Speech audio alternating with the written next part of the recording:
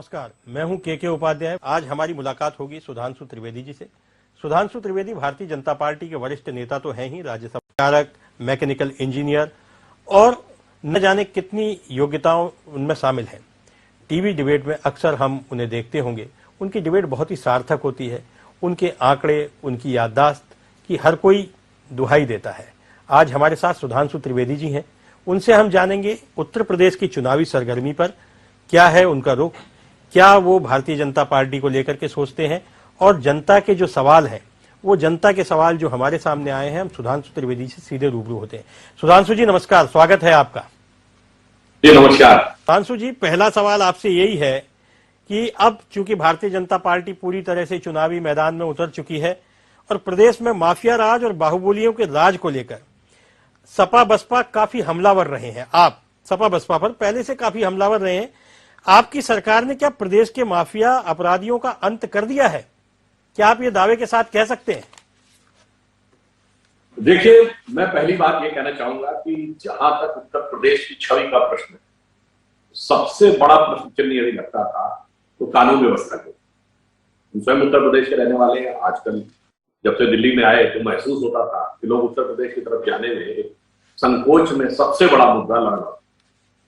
मैं ये भी याद दिलाना चाहता हूं, आपको याद हो, आज से 20 साल पहले बड़ी प्रसिद्ध फिल्म थी कंपनी, जिसमें मुंबई के क्राइम वर्ल्ड का सीन क्या दिखाया जाता था कि वो मुंबई का पुलिस कमिश्नर कह रहा है कि आजकल पकड़ना बहुत मुश्किल है किलिंग करने वालों को, क्योंकि कुछ दिखाया जाता था कि एक यंग लड़का उतर रहा है ट्रेन से, उसको किसी ने पैसा दिया, रिवॉल्वर दिया, गोली चलने की आवाज आई, उसके बाद वो एक बैग लाद कर एक बस के ऊपर चढ़ता है और किनारे लिखा होता है आजमगढ़ 500 किलोमीटर।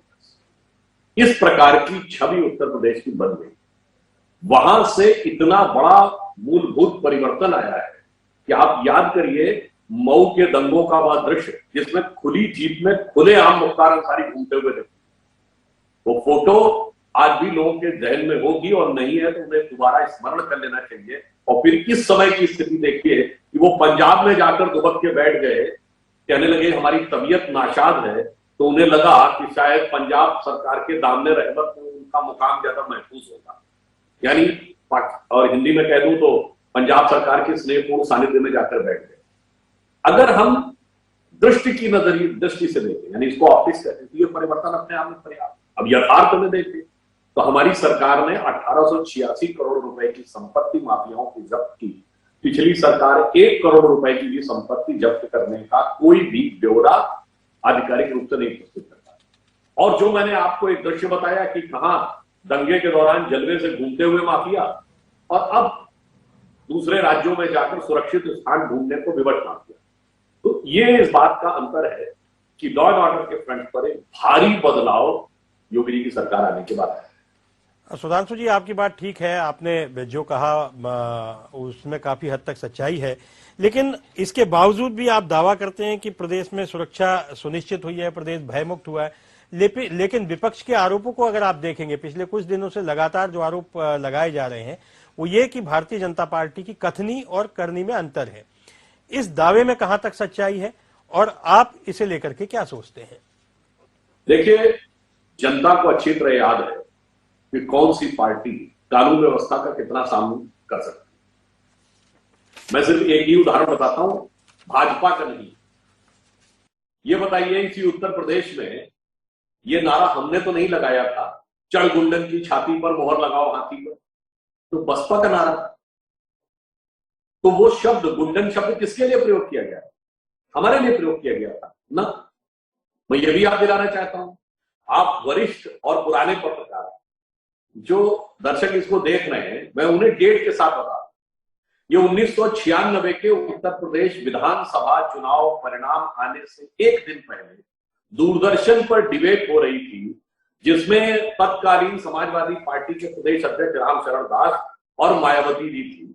और मायावती कोई जाके दूरदर्शन के आर्काइव में से निकाल के चेक कर सकता है। मुझे अक्टूबर की वो तिथि नहीं याद है, अक्टूबर 1996, जिस दिन चुनाव परिणाम यूपी विधानसभा के आ रहे थे, उससे एक दिन पहले कोट अनकोट में मायावती का स्टेटमेंट था, उत्तर प्रदेश का सबसे बड़ा गुंडा मुलायम सिंह यादव है, अनकोट। अब यह शब्द किसने किसके लिए कहे? जंगल राज की बात किसके शासनकाल में कही गई? और 100 बातों की बात अगर हम देखें तो जितने भी दागी दंगाई को छोड़िए, पिछले समय में तो अखिलेश यादव की सरकार एक कदम और आगे चली गई। जब अयोध्या, लखनऊ और वाराणसी की अदालतों में धमाके करने वाले आतंकवाद के आरोपियों से केस विड्रॉ करने का प्रयास किया, हाई कोर्ट के हस्तक्षेप के बाद वो नहीं कर पाए और बाद में उसमें से कुछ लोगों को मृत्युदंड भी हुआ और तमाम लोगों को आजीवन कारावास हुआ। ये इस बात का प्रमाण है कि जो प्रमाणित अपराधी, जो न्यायालय के आदेश के द्वारा सिद्ध हुए और छोटे मोटे नहीं, आजीवन कारावास और मृत्युदंड के भागी बने, उनके केस विड्रॉ करने का प्रयास किया था।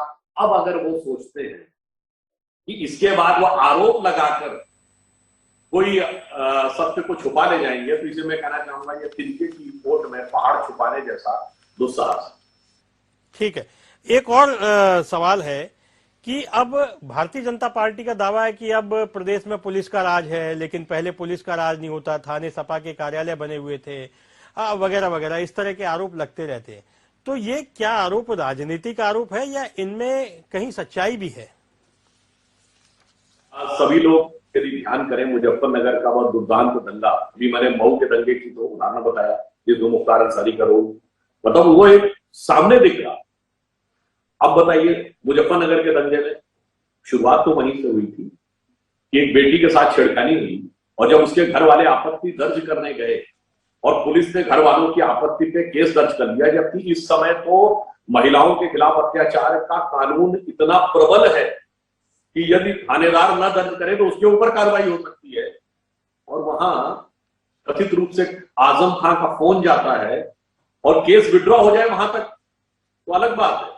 लड़की के घर वालों पर केस ठोक दिए जाते हैं, लड़की के घर वालों पर कार्रवाई शुरू हो जाती है। वहीं से तो उस घटना में तनावपूर्ण वातावरण आया था, तो ये बहुत साफ था। अब देखिए, वो बात तो मैं नहीं कहना चाहता, तमाम बात बोली जाती है कि लड़कों से गलती हो जाती है, यदि शीर्षक नेता बोलेगा। बुलंदशहर का जो बलात्कार कांड हुआ था गाड़ी में, उसके बारे में आजम खान ने कहा कि ये तो हुआ ही नहीं, ये तो पॉलिटिकल है। फिर सर्वोच्च न्यायालय ने फटकार लगाई और कहा बिना शर्त अपना बयान वापस लीजिए, तब वापस लेना पड़ा। और मैं उपाध्याय जी एक और बात कहना चाहूंगा, ये जो समाजवादी पार्टी है ना, जब अखिलेश जी बने थे मुख्यमंत्री तो मुझे याद है लोग कहते थे अरे भाई अखिलेश जी बहुत युवा है, मुलायम सिंह जी बहुत मेच्योर हो गए, अखिलेश जी युवा है, विदेश से पढ़े, इंजीनियरिंग पढ़ के आए, अब की ऐसा नहीं होगा। मगर होता क्या है, देखिए फितरत वैसी है। मैं इस पे एक पंक्ति बता देना चाहता हूं, आपको याद हो, बड़ी प्रसिद्ध पंक्ति है। प्रसिद्ध समाजवादी कवि थे आदम गोंडवी, जिन्होंने समाजवाद में घुसते हुए अपराधीकरण पर दुखी होकर यह पंक्ति लिखी थी कि काजू गुना है प्लेट में, विस्की गिलास में, उतरा है राम राज्यों विधायक निवास में। और आगे की लाइन थी, पक्के समाजवादी है तस्कर हो या डकैत। ये उनकी लाइन, पक्के समाजवादी है तस्कर हो या डकैत, कितना असर है खादी के उजले लिबास में। तो ये तो समाजवादी पार्टी की फितरत में जमाने से आ गया था, इसलिए अगर आज वो लाख बात कह ले, किसी की आदत और फितरत बदलती नहीं। महिलाओं की सुरक्षा की बात हो रही थी, महिलाओं की सुरक्षा को लेकर के हाल ही में भाजपा ने भी एक पोस्टर जारी किया है, जिसमें मुलायम सिंह की बहू जो अभी हाल ही में अपर्णा यादव भाजपा में शामिल हुई हैं वो, और स्वामी प्रसाद मौर्य की बेटी हैं संग प्रिया गौतम, उनको लेकर के एक पोस्टर जारी किया है कि भाजपा में बेटियां सुरक्षित हैं, ऐसा करके। तो इसके पीछे जो महिलाओं की सुरक्षा को लेकर के जो हमला है भारतीय जनता पार्टी का, उसके पीछे की सोच क्या है, और महिलाओं की सुरक्षा को लेकर के भाजपा ने पिछले 5 सालों में क्या किया है? वो लोग कहते हैं कि 10-90 का आविष्कार हमने किया, 10-90 हमने चालू किया, महिलाओं के लिए जितना हमने काम किया है उतना नहीं किया, इन्होंने तो हमारे ही काम को आगे बढ़ाया है। इस तरह के आरोप सपा के रहते हैं। देखिए, आपने जो बात कही 1090 उन्होंने शुरू किया, और प्रदेश की जनता भूल गई क्या कि पहली बार आरोप लगा कि महिलाओं की सुरक्षा के लिए जो हेल्पलाइन बनी, वहां लड़कियों के नंबर बेच दिए गए। यानी जिन लड़कियों ने अपने बचाव के लिए फोन किया, उन्हीं लड़कियों के नंबर शरारती तत्वों को दे दिए गए, और उससे उनकी परेशानियां और बढ़ गई। ये इस बात का प्रमाण है कि उनके जमाने में। और फिर एक प्रकरण याद दिला देना चाहता हूं, इनके नेता आजम था, याद करिए, लोकसभा में पीठ के ऊपर, लोकसभा अध्यक्ष की पीठ पर बैठी हुई महिला नेता के साथ उन्होंने अभद्र व्यवहार किया और माफी नहीं मांगी 3-4 दिन तक। अखिलेश यादव उनको डिफेंड करते रहे। अब आप सोचिए, यदि लोकसभा अध्यक्ष की पीठ पर बैठी हुई वरिष्ठ महिला नेता के साथ वो ये बर्ताव कर सकते हैं, तो यहां पर क्या हालत होती होगी, ये सब समझा जा सकता है। जब तक हम केवल बेटियों से पूछते रहेंगे, सुधार नहीं आएगा। बेटा भी यदि रात में देर से आए तो उससे भी पूछा जाना चाहिए, तुम कहां रह गए थे, कहां थे, क्या कर रहे थे। ये एक सोच में अंतर है। तो योगी जी के कार्यकाल में सुरक्षा रखना हो अथवा महिलाओं को हर स्तर पर, जमीनी गरीब महिला, कार्यकारी महिला के लिए मातृत्व अवकाश, और जो राजनीति में महिला है उसको सम्मान और स्थान, तो हमने महिला उत्थान के लिए सांगोपांग अपनी निष्ठा को व्यक्त किया है सफलतापूर्वक। एक और सवाल है, धर्म परिवर्तन को लेकर के अक्सर बातें होती रहती हैं। ये कहा जाता है कि 2017 से पहले उत्तर प्रदेश धर्म परिवर्तन का गढ़ था और इसको लेकर के तमाम आरोप भारतीय जनता पार्टी लगाती रही विपक्ष पे। उसके बाद आपकी सरकार आई, तो क्या अब ये पूरी तौर से कहा जा सकता है कि उत्तर प्रदेश में धर्म परिवर्तन बंद हो गया है, और क्या धर्म परिवर्तन करने वालों पर लगाम लगी है? देखिए, यहां पे मैं एक बात कहूंगा, एक तो बहुत बड़ा भारत के अंदर एक समस्या है धर्मनिरपेक्षता और धर्म परिवर्तन। तो बात है कि आप वरिष्ठ और विद्वान व्यक्ति हैं, धर्म तो कभी बदलता ही नहीं, धर्म तो शाश्वत है।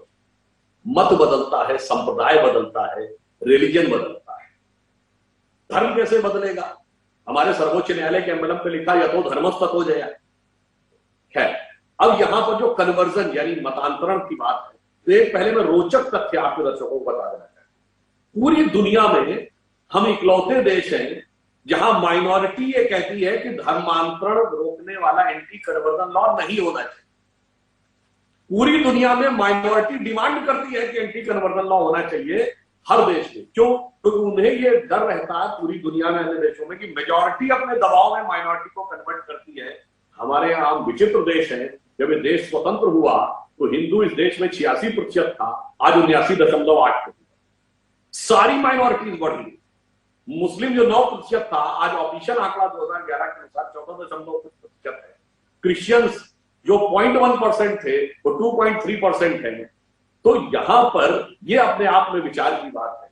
और जो हमने कहा है एंटी कन्वर्जन लॉ की बात, कहीं हमने इस बात पर प्रतिबंध नहीं लगाया है कि कोई अपना मत संप्रदाय बदल नहीं सकता। मजे की बात यह है कि ये निर्णय करने वाले ज्यादातर निरक्षर होते हैं, जो पढ़ ही नहीं सकते, अथवा बहुत कम पढ़े लिखे, अत्यंत गरीब। तो क्या ये सहज धर्म परिवर्तन है? ये बताइए ना। अन्यथा ये चुनौती के साथ कहता हूं, बताएं तो कि पढ़े लिखे कितने प्रोफेसरों को कन्वर्ट किया, कि बेचारे गरीब ट्राइबल्स के लिए। और ये सिर्फ हमारी बात नहीं है, नियोगी कमीशन की रिपोर्ट 1953 में सेंट्रल प्रोविंसेस एंड बिराज की पड़ी हुई है कि किस ढंग से छल, प्रपंच, पैसे, लोभ और दबाव सबका प्रयोग किया जाता था मतांतरण के लिए। तो हमने सिर्फ इतना किया है कि एक स्वस्थ व्यवस्था का निर्माण किया है कि जिसको मत परिवर्तित करना हो वो बगैर किसी, जिसे हम कहते हैं ना, राग या द्वेष के, लोभ या दबाव करना चाहे तो कर सकता है। दंगों को लेकर अक्सर बात होती है, क्या अब उत्तर प्रदेश पूरी तरह से दंगा मुक्त है? सपा बसपा के टाइम में भाजपा का आरोप है कि दंगा प्रदेश हो गया था, सांप्रदायिक दंगे भड़कते रहते थे। तो क्या आज ऐसी स्थिति है? भाजपा दावे के साथ कह सकती है कि अब उत्तर प्रदेश दंगा मुक्त है? देखिए, इसमें मैं दो बिंदु से कह रहा हूं। उत्तर प्रदेश में एक ऐसा दंगा भी हुआ था जो हिंदू मुस्लिम दंगा नहीं, दो माइनॉरिटी कम्युनिटीज के बीच में हुआ था सहारनपुर में, सिख और मुसलमानों में, गुरुद्वारे में जाकर जिसने हिंसा की थी वो कौन था? मुबारक अली पप्पू। उसको आपने टिकट दे दिया। आपने ये बताइए, अभी तो सिखों के लिए इतनी छाती पीट पीट कर दुहाई देने वाली पार्टियां गुरुद्वारे में जाकर हिंसा करने वाले को अपना टिकट देते, और दूसरी पार्टी कांग्रेस जो 5000 सिखों की हत्या के बाद, जिनके सर्वोच्च नेता ने कहा कि बड़ा पेड़ गिरता है तो धरती गिरती, यानी 5000 हत्याओं को जस्टिफाई किया, वो लोग आकर कहते हैं कि जो लोग कुचल के मारे गए, जिसके बारे में ईमानदारी से जांच हो रही है, एसआईटी की रिपोर्ट हमारे मंत्री के बेटे के खिलाफ है, तो वो हम पे उंगली उठाते हैं। और खुद जो सर्वोच्च स्तर पे कहा गया किसान गिरता है, तो क्या फर्क? किसी भी समुदाय में मेरा अगला सवाल इसी पे था वो भारतीय जनता पार्टी के शासनकाल में ही सुनिश्चित हो सकता है। आपकी सरकार पर अक्सर ये आरोप लगता है कि अल्पसंख्यकों की उपेक्षा होती है, उन पर अत्याचार होते हैं। इस आरोप को लेकर के आप क्या कहेंगे, और क्या इस आरोप में कोई दम है? क्या वाकई ऐसा होता है? हमारे यहाँ अल्पसंख्यकों का मतलब मुस्लिम समुदाय से है। हमारे संविधान में अल्पसंख्यक समुदाय बहुत है, लेकिन जो आरोप लगते हैं वो मूलतः मुस्लिमों को लेकर के लगते हैं। हाँ, उस पर ही मैं जवाब देना चाहता हूँ उत्तर प्रदेश के संदर्भ में। देखिए, आज मुस्लिमों में शिक्षा का स्तर बहुत कम है। 2013 में सच्चर कमेटी और रंगनाथ मिश्रा कमेटी की रिपोर्ट में यह स्वाभाविक। 2013 तक देश की आजादी के 70 साल हुए थे, इसमें से 6 साल की उन्होंने भाजपा सरकार रही थी, और उत्तर प्रदेश में भी हम लोगों की दोनों टर्म मिला लें तो 6 साल सरकार रही। परंतु आपको पता है कि 1931 की जनगणना, जो आखिरी जनगणना जाति के आधार पर, उस समय भारत में साक्षरता की दर थी 8%, उत्तर प्रदेश में थी 7%। और मैंने 31 की जनगणना का उल्लेख इसलिए किया कि उस समय हिंदू समाज में जो सबसे पढ़ी लिखी कम्युनिटी मानी जाती थी ब्राह्मण, उनमें साक्षरता दर थी 15%, क्षत्रियों में थी 13%, और मुसलमानों में, सैयद मुसलमानों में जानते हैं कि 24%, यानी राष्ट्रीय स्तर से 3 गुना ज्यादा। ये देश जब आजाद हुआ 47 में, उत्तर प्रदेश की ब्यूरोक्रेसी में मुसलमान थे 20%। अब अगर आप राष्ट्रीय साक्षरता दर से 3 गुना ज्यादा थे और आप 2013 आते आते कम हो गए, तो इसके लिए कौन जिम्मेदार है? पढ़ाई लिखाई छोड़ दी, इसलिए कौन जिम्मेदार? अब मैं दूसरा ही बताना चाहता हूं। अभी कुछ दिन पहले ओवैसी ने आरोप लगाया था कि जो आपराधिक मामलों में मुस्लिम ज्यादा पकड़े जा रहे हैं, अपराधियों में मुस्लिमों की संख्या ज्यादा दिखाई पड़ती है। तो मैं याद दिलाना चाहता हूं, आजादी के बाद एक लंबे समय तक, 3 दशक तक एक और फील्ड था जहां मुस्लिम सबसे ज्यादा होते थे। हमने आपने बचपन में जितने गाने सुने होंगे, तो वो कौन लिखता था? मजरू सुल्तानपुरी, जोश मलियाबादी, जिगर मुरादाबादी, अकबर इलाहाबादी, कैफी आजमी, शकील बदायूनी, एक से एक इंटेलेक्चुअल स्टालवार्ट होते थे। तो उसके बाद आज कौन होते? आज सब होने बंद हो गए। आज अबू सलेम, छोटा शकील, मुख्तार अंसारी, अतीक अहमद, ये अंतर जानते क्यों आया? ये 1976 के बाद आया, जब देश सेकुलर हो गया। जब तक ये देश सेकुलर नहीं था, तब तक उत्तर प्रदेश का मुसलमान ऐसा था कि वो जो प्रसिद्ध गीत है ना, मन तरपत हरि दर्शन को आज, मोरे थोरे बिन बिगड़े सिगरे का, जो मोहम्मद रफी ने गाया, उसे लिखा किसने था? शकील बदायूनी ने, यूपी के बदायूनी। और संगीत दिया था नौशाद अली। यानी गाने वाला, लिखने वाला, संगीत देने वाला, तीनों मुस्लिम थे, कोई समस्या नहीं थी। बस जब से सेकुलर हो गया 1976 के बाद, ऐसी राजनीति हुई कि सिर्फ दंगाई, बलवाई, आतंकवादी। अब आज स्थिति ये हो गई है कि मुस्लिम पढ़ लिख भी जाता है, वो सीए बनता है तो याकूब मेनन बन जाता है, वो पीएचडी डॉक्टर बनता है तो अफजल गुरु बन जाता है, वो सॉफ्टवेयर का भी इंजीनियर बनता है या एक्सपर्ट बनता है तो बुरहान वानी बन जाता है। तो ये हालात में बदलाव इस राजनीति के चलते हुए जिसे मैंने एक पंक्ति में कहा था, उस समय पार्लियामेंट में बोल चुका हूं, ये मुसलमानों के साथ एक सियासत की है, अदावत की और मोहब्बत। सबने दिखाने की कोशिश की मुझे तुमसे बड़ी मोहब्बत है और भाजपा को बड़ी अदावत है, और उसमें फंसा कर ऐसे गरीबों, गुर्बत और मुफ्तिसों, मजलूमियत में जाकर धकेला।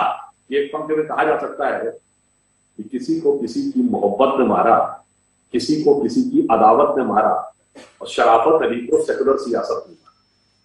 ठीक है, एक और सवाल है कि अवैध संपत्तियां, जमीनों पर अवैध कब्जों को लेकर के अक्सर इस प्रदेश में शिकायतें होती रहती थी, तमाम तरह के विधानसभा में प्रश्न उठाए जाते थे। लेकिन अब भारतीय जनता पार्टी का दावा है कि अवैध संपत्तियों पर कब्जे नहीं हो सकते, अवैध जमीनों पर अवैध कब्जे नहीं हो सकते। क्या भारतीय जनता पार्टी ने इस पर पूरी तरह से विजय प्राप्त कर ली है? देखिए, ये कहना कि 100% विजय प्राप्त हो गई है, परंतु भारी परिवर्तन आया, लगभग सब कुछ नियंत्रण कर लिया। 2 कारण। एक, जब एक बार पुलिस और प्रशासन में बैठे लोगों को समझ में आ जाता है कि किसी भूमाफिया को कोई संरक्षण या समर्थन ऊपर से नहीं मिलेगा, तो वो लोग भी उसमें शामिल होने से गुरेज कर देंगे। दूसरा, जब संबंधित लोगों पर प्रभावी और कड़ी कार्रवाई होनी शुरू हो जाती है, तो सबके लिए एक नजीर भी बन जाती है कि ये करना संभव नहीं। तीसरा, जब व्यवस्था को पारदर्शी कर दिया जाता है, तो उसके अंदर किसी भी प्रकार का मैनिपुलेशन करना या धांधली करने की संभावनाएं भी कम हो गई। तो हमने तीनों प्रकार का कार्य, भूमाफियाओं पे कार्रवाई की है, व्यवस्था में जो लोग उनका समर्थन दे रहे थे उन पे कार्रवाई की है, और व्यवस्था को इतना पारदर्शी बनाने का प्रयास किया है कि उसमें इस प्रकार की धांधली की संभावना भी नगण्य हो जाए। योगी सरकार की जो ठोको नीति है वो क्या है? और एक इसके साथ ही जुड़ा हुआ है कि जब आतंकियों को गिरफ्तार करती है तो विपक्ष का आरोप रहता है कि बेगुनाहों को आतंकवादी घोषित किया जा रहा है, बेगुनाहों मुस्लिमों को फंसाया जा रहा है। तो ये दोनों है क्या चीज, ठोको नीति और बेगुनाह आतंकवादी? यहाँ पे मैं एक और बात बताना चाहता हूँ। पहली बात, जो तीनों अदालतों में, जिला न्यायालयों में, वाराणसी, लखनऊ और अयोध्या, इन तत्कालीन फैजाबाद की अदालत में जो बम विस्फोट हुए, जिसमें से केस विड्रॉ करने की बात है, उसमें शायद 2 या 3 लोगों को मृत्युदंड हुआ था, बाकी 10 लोगों को आजीवन कारावास। तो ये कार्रवाई सही थी या गलत, ये तो न्याय सम्मत कार्रवाई। और जो लोग ये कहते हैं, अरे उनके लिए कौन सी ऐसी बात है? ये बताइए, उत्तर प्रदेश के आजमगढ़ के संगतपुर में जाके समाजवादी पार्टी से लेके कांग्रेस तक के लोग आतंकवाद के आरोपियों के ऊपर जाके घर पे सिजदा करते हैं, कहते हैं सरकार आई तो बटाला उस इनकाउंटर को हम जांच कराएंगे। उसी आजमगढ़ में ब्रिगेडियर मोहम्मद उस्मान का घर है, जो भारत की आजादी के बाद भारतीय सेना के पहले गैलेंट्री अवार्ड विनर थे, जिन्होंने नौशेरा की लड़ाई में अपनी जान दी थी। उनके घर पे कोई नहीं जाता। और जो कहते हैं कि आतंकवादियों के साथ कोई भेदभाव हो रहा है, तो मैं याद दिलाना चाहता हूं, जब कोटा आया तो हमारी सरकार के समय आया था, अटल जी की सरकार, तब भी यही आरोप लगा। मनमोहन सिंह की सरकार ने हटा दिया कि साहब मुसलमान ज्यादा उसमें फंसे।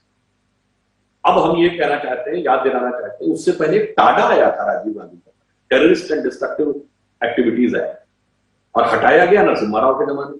भाई आया भी कांग्रेस के जमाने में, हटा भी कांग्रेस, तब यही आरोप था कि सबसे ज्यादा मुस्लिम इसमें फंसाए जा रहे हैं। वास्तविकता में समस्या क्या है कि आतंकवाद का तो मतलब नहीं होता, मगर आतंकवादी का तुरंत मतलब है।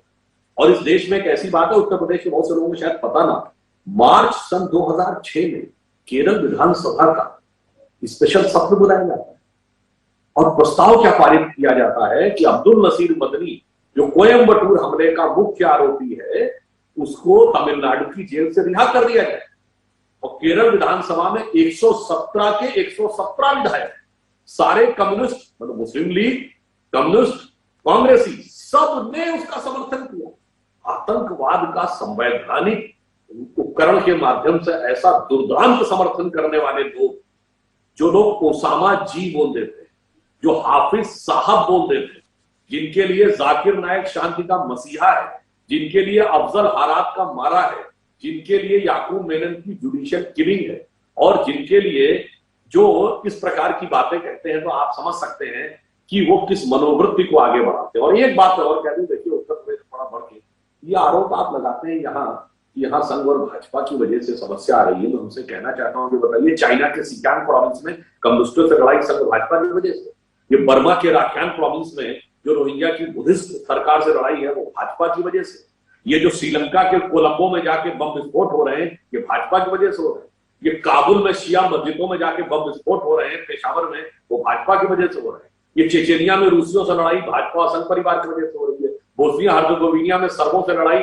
भाजपा संघ परिवार की वजह से हो रही है, गाजा स्ट्रिप और फिलिस्तीन में यहूदियों से लड़ाई भाजपा संघ परिवार की वजह से, सोमालिया और इथियोपिया में अफ्रीकियों से लड़ाई भाजपा संघ परिवार की वजह से, लंदन, मैड्रिड, ब्रिस्बेन में बम विस्फोट हो रहे हैं, वो भाजपा संघ परिवार की वजह से, सिडनी से लेकर ढाका तक लोग मारे जा रहे हैं भाजपा संघ परिवार की वजह से, और 9/11 वालों में खालिद शेख को मोहम्मद अट्टा ने जाके जहाज ठोक दिया था, वो भी संघ परिवार और भाजपा की वजह से कर दिया। इतना वाहियात और एब्सर्ड जो लोग लॉजिक करते हैं, वो क्या करते हैं, इतनी बड़ी वैश्विक समस्या, क्योंकि पूरा विश्व झेल रहा है, तो भारत में भी उसका फुटप्रिंट, अपनी क्षुद्र राजनीति के लिए इतनी विकराल समस्या को जस्टिफाई करने का प्रयास करते हैं। ये दुखद ही नहीं है, ये राष्ट्र के साथ किए जाने वाले एक द्रोह के समान। एक आखिरी सवाल, पश्चिमी उत्तर प्रदेश में पहले चरण का चुनाव है, और चुनाव से पहले ही 2017 से पहले मुजफ्फरनगर में जो दंगे हुए थे, उसको भारतीय जनता पार्टी बार बार याद दिला रही है। जब कानून व्यवस्था का राज कायम हो चुका है, तो मुजफ्फरनगर दंगों की बात क्यों? देखिए, हम नहीं याद दिलाते। ये बताइए, कैराना के नाहिद हसन को किसने टिकट दिया? सपा ने दिया। तो कौन याद दिला देता है? अब ये बताइए, इमरान मसूद जिसने वो 2014 में कहा था मोदी जी की बोटी बोटी काट डाली, वो तब समाजवादी पार्टी में। राहुल गांधी अगले दिन उसके चुनाव प्रचार करने चले गए और हाथ पांव जोड़कर उसको ले आए कांग्रेस में। कांग्रेस ने बना दिया प्रदेश उपाध्यक्ष। अब अखिलेश जी के दिल में खलबली मची, अरे इमरान मसूद वहां कैसे? तो बोटी बोटी काट जाने वाले को कोटि कोटि नमन करके वो ले आए अपनी पार्टी में। तो किसको याद दिला रहे हैं वो? अब ये बताइए, अगर शफीकुर रहमान बर्क बोलते हैं बाबरी मस्जिद मेरे दिल में है, ये हम बोल रहे हैं। अखिलेश यादव जिन्ना के साथ महात्मा गांधी सरदार पटेल की तुलना कर रहे हैं, तो हम बोल रहे हैं। अगर ये कहा जाता है कि केपी हसन जो उनके सांसद हैं सपा के, वो कहते हैं कि अगर 21 साल उम्र कर दी गई, आगे जाके यूनिफॉर्म सिविल कोड ले आएंगे तो लोग 4 शादियां नहीं कर पाओगे, तो ये हम बोल रहे हैं।